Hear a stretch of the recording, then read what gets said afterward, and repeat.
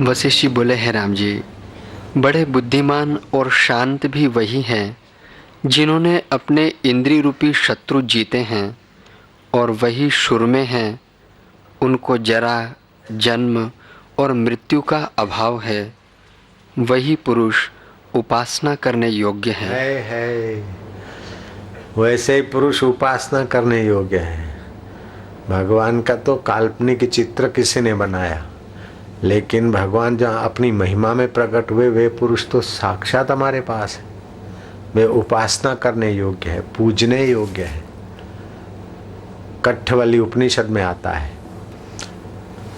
जिसको इस लोक का यश और सुख सुविधा चाहिए वो भी ज्ञानवान का पूजन करे, और परलोक में किसी ऊंचे लोक में जाना है तब भी यम यम मनसा सविभांति विशुद्ध सत्वे। वो ज्ञानी अपने शिष्य के लिए, भक्त के लिए मन से जिस जिस लोक की भावना संकल्प कर देता है उसका शिष्य उसी लोक में जाएगा। तस्मात् हिरेत भूत कामा आत्मज्ञ पुरुषम हिरेत भूत कामा।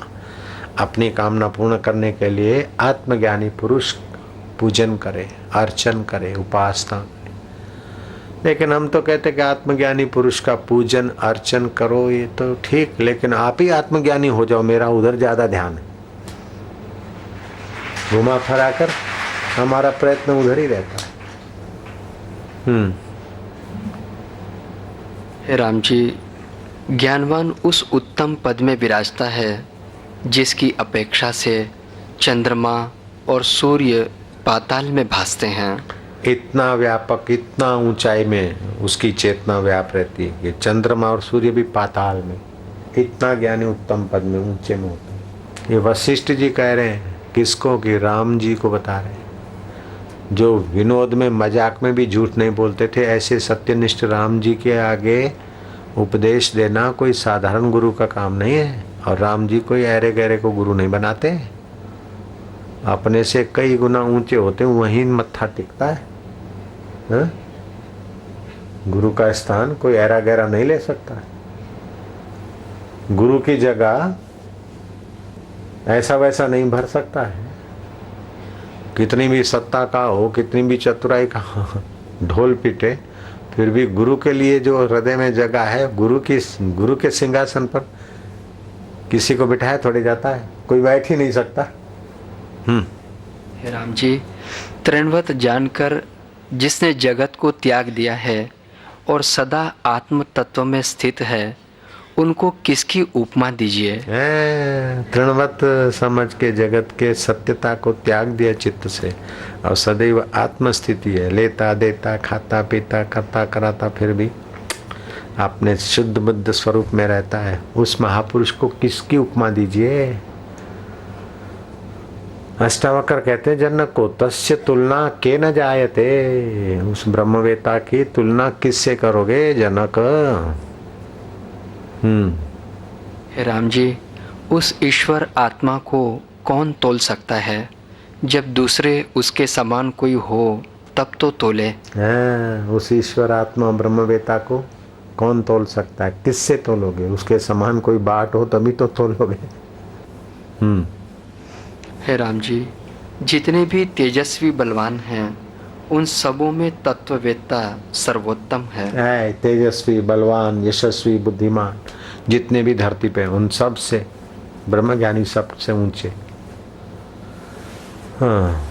उसके आगे सब लघु हो जाते हैं, और उस पुरुष को संसार के किसी भी पदार्थ की अपेक्षा नहीं रहती।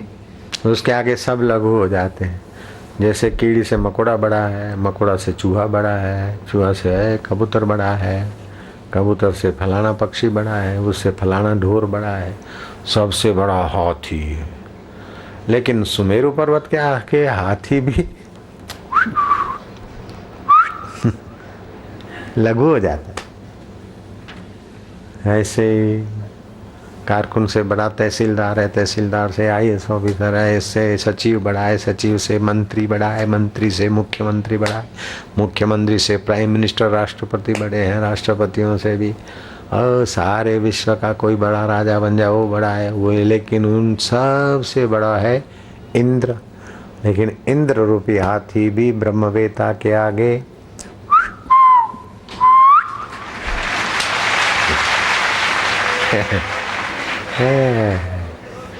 ऐसे ऊंचे पद में आत्मदेव का अनुभव किया हुआ पुरुष विराजता है।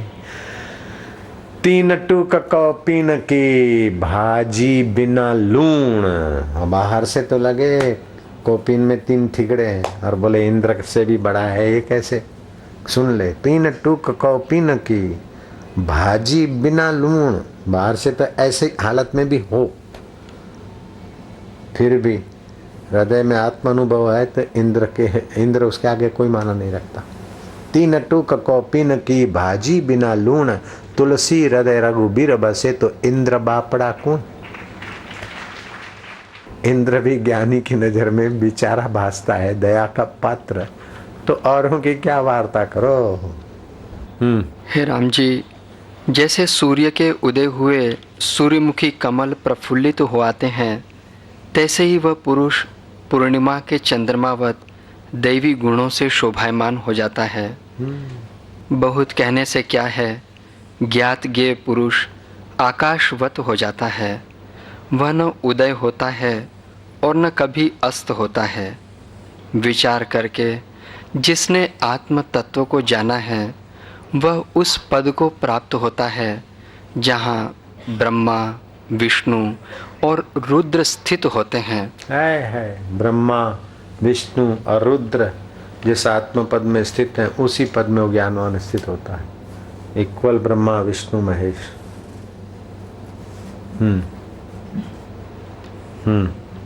जहाँ ब्रह्मा, विष्णु और रुद्र स्थित होते हैं, वहीं वह आत्म तत्ववेत्ता स्थित होते हैं और सभी उस पर प्रसन्न होते हैं। प्रकट आकार उनका भासता है, पर हृदय अहंकार से रहित होता है। हाँ, उनका प्रकट आकार तो भासता है कि ये है लीलाशाह बापू जी, 5.5 फुट के 5 फुट ये है। प्रकट आकार तो भासता, लेकिन हृदय में अहंकार शून्य है। ये देह, इतना ही देह में हूँ, ऐसा नहीं। वो जो है वो है। हे राम जी, ब्रह्म हत्या से भी ज्ञानवान पुरुष को कुछ पाप नहीं लगता, और जो अश्वमेघ यज्ञ करे तो भी कुछ पुण्य नहीं होता। ज्ञानी को सारा संसार मिलकर भी कोई मदद नहीं कर सकता, और सारा संसार उल्टा होकर टंग जाए तो ज्ञानी की हानि नहीं कर सकता। और उसे शूली पे चढ़ा सकता है, सुकरात को जहर दे सकता है, लेकिन उसके शरीर को तंग कर सकता है, उसको नहीं कर सकता। सारा संसार मिलकर ज्ञानी की मदद नहीं कर सकता। हे राम जी, उनके निश्चय में जगत जीव कोई नहीं, और वह चारों प्रयोजन धर्म, अर्थ, काम, मोक्ष की पूर्णता को प्राप्त होते हैं। किसी और से भी उनको न्यूनता नहीं होती। वह सर्व संपदा संपन्न विराजमान होते हैं। जैसे पूर्णमासी का चंद्रमा न्यूनताओं से रहित होकर विराजता है, तैसे ही यद्यपि वह भोगों को सेवता है तो भी वे उनको दुखदायक नहीं होते। यद्यपि वो भोगों को सेवता है, रथ में बैठेगा, राजा होकर राज्य करेगा, योद्धा होकर युद्ध करेगा, भिक्षुक होकर भीख मांगेगा, सब करते कराते भी अपने चित्त में कहीं कर्तृत्व भाव से लेपायमान नहीं होता।